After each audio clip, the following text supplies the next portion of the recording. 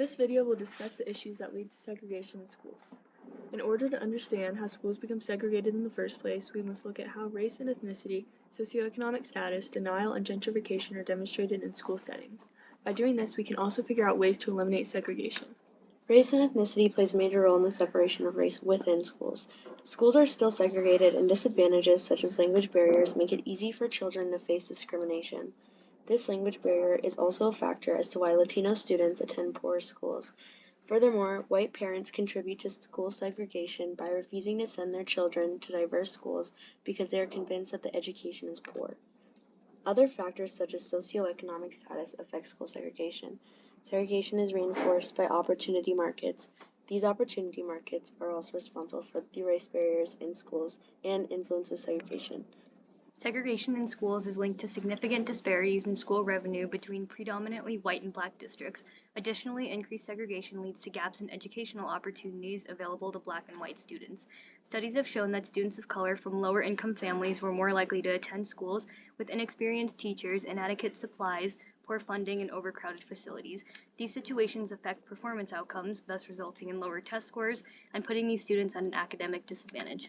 Many like to believe that segregation in our schools has been eliminated. They're called diverse, even though up to 97% of students attending are Black and Hispanic kids. This causes other tactics to be used to improve schools, despite them having no real long-lasting effect.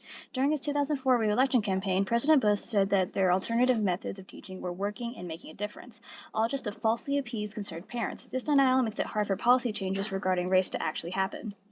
Gentrification leads to change in the social and economic landscape of neighborhoods, affecting local dynamics of schools by increasing property values and changing the dynamic within schools. This impacts different students with different socioeconomic backgrounds because they may have different learning styles and patterns. Therefore, according to the article Housing Matters, when families opted out, they tended to enroll their children in schools with higher shares of white students and lower shares of black students than their assigned school. The difference in school demographics between the assigned school and the school families enrolled in was greatest in gentrifying neighborhoods and among the white families who had recently moved. This conveys that white families enroll their children in schools with higher white students and less black students, creating a clear example of segregation in deciding what school to enroll their child in. There are several ways that we can begin to reduce and eventually hope to eliminate segregation in schools. We can start by engaging with communities to raise awareness about the benefits of a diverse learning environment, leading to increased funding in lower income schools, which is necessary to ensure their funding is equal to other higher income schools. Offering support to low income families so they have access to quality funding will assist in the elimination of segregation. Lastly, when white parents decide to finally send their children to segregated schools, it will not only benefit their own children, but children who are already part of the school and helping them thrive in a diverse world once they have graduated.